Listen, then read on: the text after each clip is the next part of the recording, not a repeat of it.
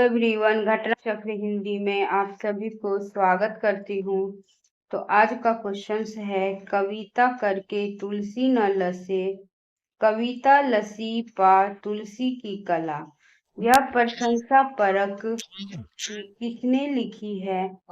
तो इसका आंसर हो जाएगा अयोध्या सिंह उपाध्याय हरिओद। क्या हो जाएगा आंसर? अयोध्या सिंह उपाध्याय हरिओद। अब हम इस क्वेश्चन का डिटेल देखते हैं फ्रेंड्स। तुलसीदास जी की प्रशंसा में अयोध्या सिंह उपाध्याय हरिओद ने लिखी है। अब है नेक्स्ट क्वेश्चन, कविता करके तुलसी न लसे, कविता लसी पा तुलसी की कला। तुलसीदास जी के लिए यह प्रशस्ति वचन इनमें से किसका है? तो अयोध्या सिंह उपाध्याय हरिओद का है। इतना सुन के पात शाहजी, श्री अकबर शाहजी, आद शेर सोना नरहरदास चारण को दिया। किसको दिया? नरहरदास चारण को दिया। इनके 1.5 शेर सोना हो गया रास वचना, पूरन भया आम खास बरखास हुआ। इस पंक्ति का संबंध किससे है? तो छंद वर्णन की महिमा से इसका संबंध है। अब है, पाली भाषा की समय सीमा मानी जाती है। पाली भाषा की समय सीमा मानी जाती है तो कब से कब तक मानी जाती है? तो इसका आंसर हो जाएगा बी, 500 ईसा पूर्व से प्रथम शताब्दी ईसा तक।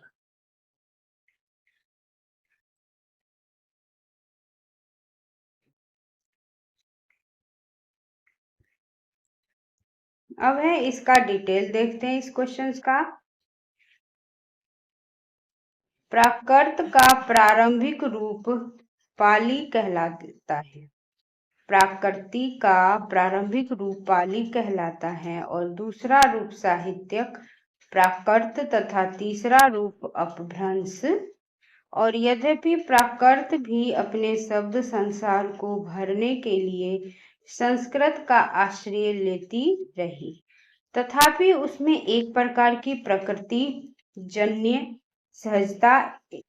सहजता और सरलता छाई रही। अतः वह जनसाधारण के अति निकट रही तथा उसका रूप निरंतर परिवर्तित होता रहा। प्राकृत का काल विभाजन इस प्रकार किया जा सकता है। प्रथम प्राकृत काल पाली काल है, उसे हम प्रथम प्राकृत काल को पाली काल कहते हैं। इसका ईस्वी पूर्व 500 से पहली ईस्वी तक है। द्वितीय प्राकृत काल जो है वो साहित्यक काल है, जो ईस्वी 501 से 500 ईस्वी तक है। अपभ्रंश काल तृतीय प्राकृत काल है, जो 500 ईस्वी से 1000 ईस्वी तक है। बौद्ध काल में संस्कृत की अपेक्षा प्राकृत को महत्वपूर्ण पद प्राप्त हुआ और बौद्ध धर्म के अधिकांश ग्रंथों, धम्मपद और जातकों तथा कथा साहित्य की रचना पाली नामक प्राकृत में ही हुई। अब नेक्स्ट क्वेश्चन है, कर्म के बिना वह लूला लंगड़ा, ज्ञान के बिना अंधा और भक्ति के बिना हृदय विहीन। भक्ति के बिना हृदय विहीन क्या निष्प्राण रहता है में वह किसके लिए प्रयुक्त हुआ है? तो ये वह जो है वो धर्म के लिए प्रयुक्त हुआ है। अब हम इस क्वेश्चन का डिटेल देखते हैं। प्रस्तुत गद्यांश लोक जागरण और हिंदी साहित्य से लिया गया, जिसका संपादन रामविलास शर्मा ने किया है। इसमें उल्लेखित है धर्म का प्रवाह, कर्म, ज्ञान और भक्ति इन 3 धाराओं में चलता है। इन तीनों के सामंजस्य से धर्म अपनी पूर्ण सजीव दशा में रहता है। किसी एक के भी अभाव से वह विकलांग रहता है। कर्म के बिना वह लूला लंगड़ा और ज्ञान के बिना अंधा, भक्ति के बिना हृदय विहीन, क्या निष्प्राण रहता है। तो इसका आंसर हो जाएगा धर्म के लिए। निम्नलिखित में धीरोदत्त नायक कौन है। धीरोदत्त नायक जो है वो कौन है, तो भीमसेन है। कौन है, भीमसेन है। अब भारतीय काव्य शास्त्र के अनुसार नायक के 4 भेद होते हैं। कितने होते हैं नायक के, तो 4 भेद होते हैं। धीरोदात्त, यह शोक क्रोध आदि से अविचलित, अत्यंत गंभीर और क्षमावान, आत्मश्लाघा न करने वाला, अहंकार शून्य और दृढ़ व्रत होता है, जैसे राम, युधिष्ठिर आदि। और धीर ललित, यह बड़े कोमल स्वभाव वाला, कला विद, सुख अन्वेषी, भोग विनाश और तथा सुखद ललित क्रीड़ाओं में लगे रहने वाला नायक होता है धीर ललित, जैसे दुष्यंत, अहमद शाह, रंगीला। अब है धीर प्रशांत। धीर प्रशांत है, यह शांत स्वभाव वाला परंतु क्षत्रिय नहीं होता। ऐसा नायक अधिकतर ब्राह्मण और वैश्य होता है। क्या होता है, ब्राह्मण या वैश्य होता है, जैसे गौतम। धीरोदत्त, यह मायावी, आत्म प्रशंसा सुनने वाला, प्रचंड स्वभाव का, धोखेबाज और चपल, अहंकार तथा दर्प से भरा रहता है, जैसे परशुराम, भीम, मेघनाद, रावण आदि। अब हम नेक्स्ट क्वेश्चंस देखते हैं। श्रृंगार रस की दृष्टि से कृष्ण किस प्रकार के नायक है, तो कृष्ण दक्षिण प्रकार के नायक हैं। अब हम इस क्वेश्चंस का डिटेल देखते हैं। कृष्ण विचार या नायिका के प्रति नायक के दृष्टिकोण के आधार पर नायक 4 प्रकार के बताए गए हैं। अनुकूल, दक्षिण, शठ और धृष्ट।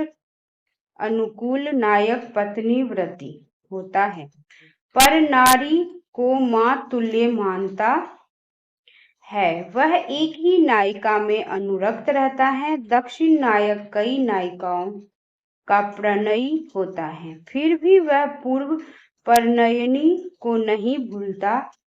प्रधान महिषी का सबसे ज्यादा ध्यान रखता है और सभी नायकों के प्रति उसका व्यवहार सरल, भद्र तथा दयावान होता है। वह एक साथ सभी को प्रसन्न रख सकता है। अब जैसे राम अनुकूल नायक है, एक पत्नी व्रत है, जबकि कृष्ण दक्षिण नायक, जो दुष्यंत भी दक्षिण नायक है।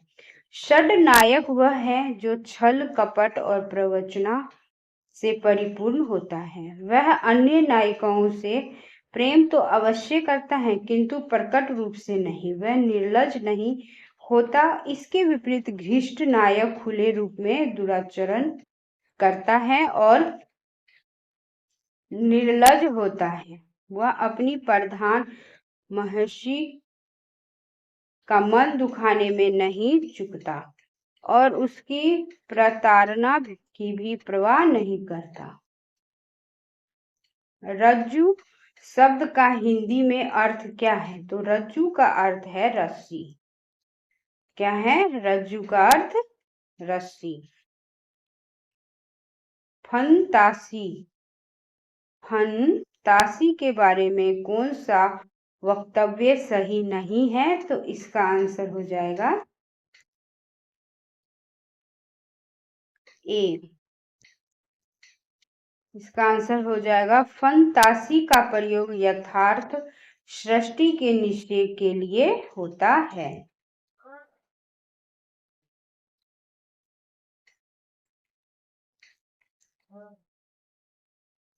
अब फंतासी में चरित्र पूर्णतः यथार्थ नहीं होते, किंतु उनका चित्रण कुछ इस प्रकार किया जाता है कि वे यथार्थ का भ्रम पैदा करते हैं और कभी कभी तो यथार्थ को पूरी ईमानदारी से व्यक्त करने की क्षमता रखते हैं। और फंतासी में लोक कल्पना का पूरा इस्तेमाल होने के कारण फंतासी लोक जीवन के विविध रंगों को उभारने में पर्याप्त सहायक होती है।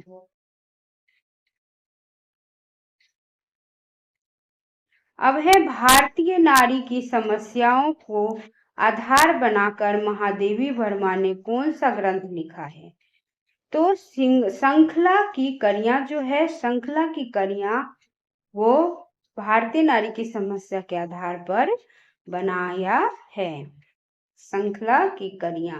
अब हम इस क्वेश्चन का डिटेल देखते हैं। महादेवी वर्मा ने भारतीय नारी की समस्याओं के आधार बनाकर श्रृंखला की कड़ियां नामक ग्रंथ लिखा। इनमें नारी संवेदना के बौद्धिक एवं सामाजिक पक्ष का उद्घाटन हुआ है। रूढ़िवादी समाज और पुरुष प्रधान परंपरावादी और दृष्टिकोण का उन्होंने दृढ़ प्रतिवाद किया है।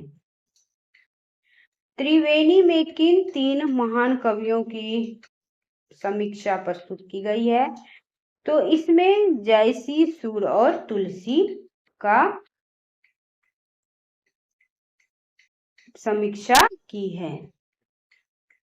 अब है आचार्य रामचंद्र शुक्ल द्वारा लिखित त्रिवेणी में 3 महान कवियों गोस्वामी, तुलसीदास, सूरदास और जयश्री की समीक्षा प्रस्तुत की गई।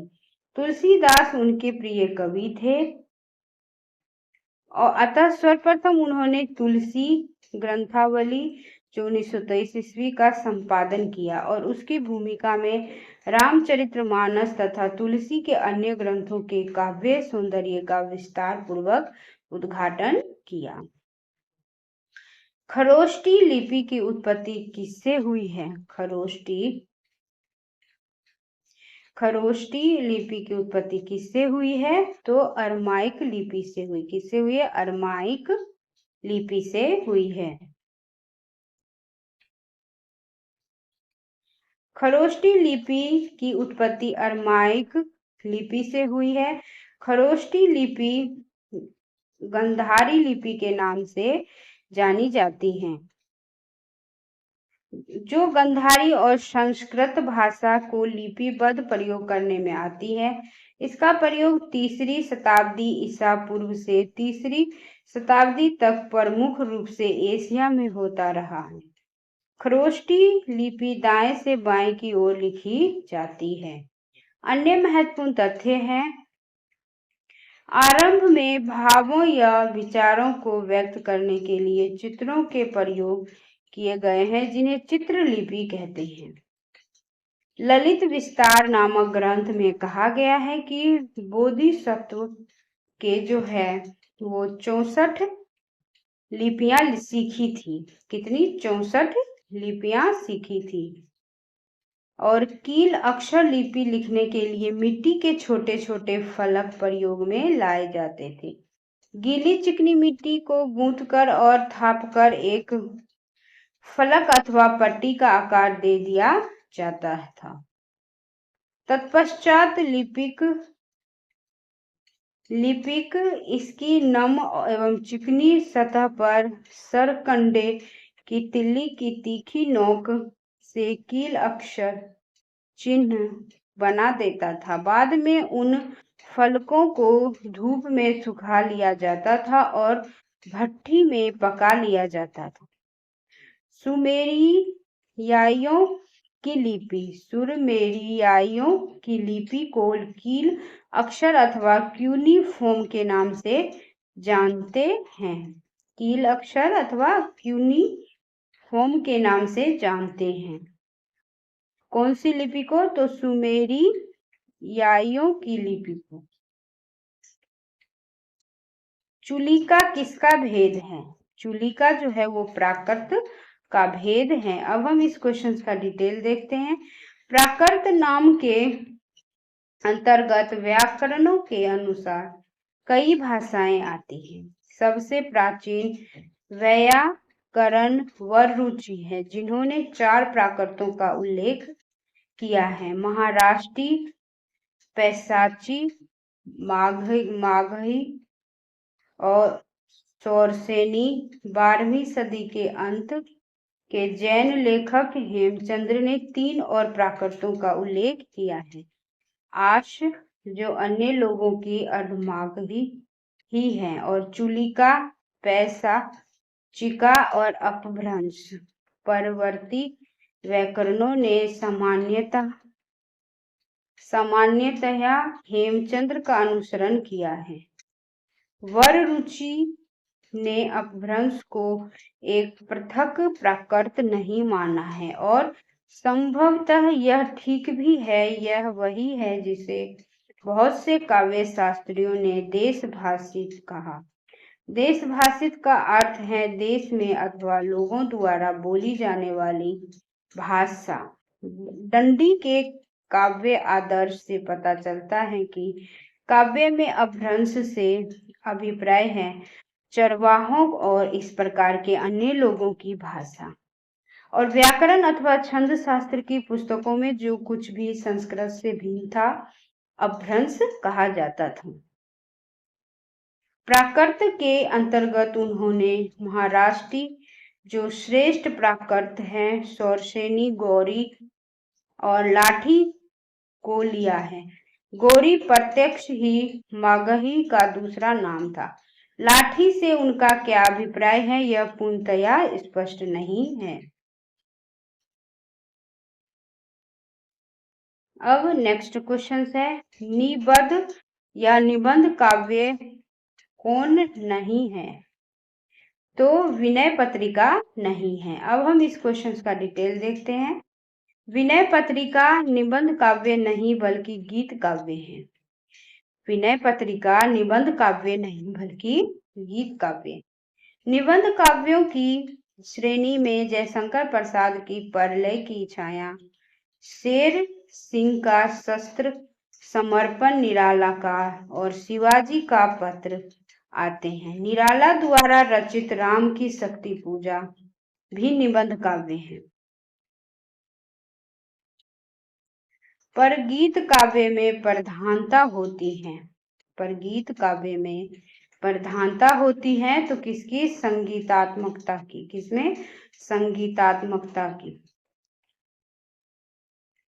पर गीत काव्य में संगीतात्मकता का महत्वपूर्ण स्थान है। पर गीत में अंत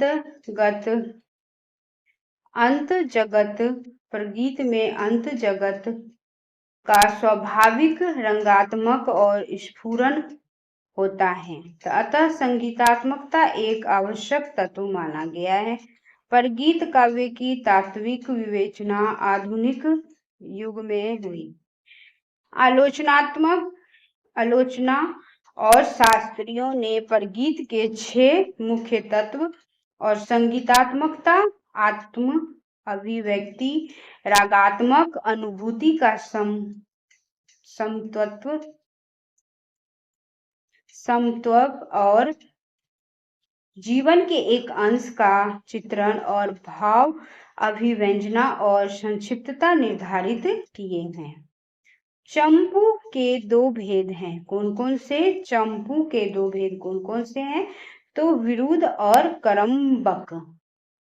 क्या है? विरुद्ध और करम्बक। अब हम इस क्वेश्चन का डिटेल देखते हैं, और आज का यह लास्ट क्वेश्चन का लास्ट डिटेल है।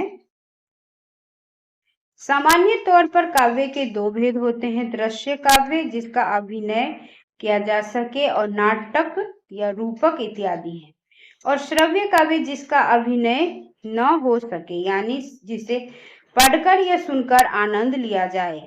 श्रव्य काव्य के 3 भेद हैं, पद छंद में रचित, गद्य छंद में रहित, और चंपू गद्य और पदमय काव्य है। पद काव्य की 2 शैलियां हैं, प्रबंध काव्य तथा मुक्तक या निबंध शैली। प्रबंध काव्य के 3 उपभेद हैं, महाकाव्य, खंड काव्य और एकार्थ और मुक्तक काव्य। मुक्तक काव्य के 2 उपभेद हैं, पाठ्य और गेय। चंपू दृश्य नहीं किंतु श्रव्य ही होता है। चंपू जो है वो दृश्य नहीं होता, वो सिर्फ श्रव्य ही होता है। मिश्र होने से ही दृश्य काव्य चंपू नहीं होता है। गद्य पद्मयी राजस्तुति को विरुद्ध तथा अनेक भाषाओं से निर्मित काव्य को करम्बक कहते हैं। क्या कहते हैं? करम्बक कहते हैं। वीडियो देखने के लिए friends thank you so much. अगर वीडियो पसंद आए हो तो लाइक और सब्सक्राइब और वीडियो को अधिक से अधिक शेयर करना ना भूलें। वीडियो देखने के लिए धन्यवाद।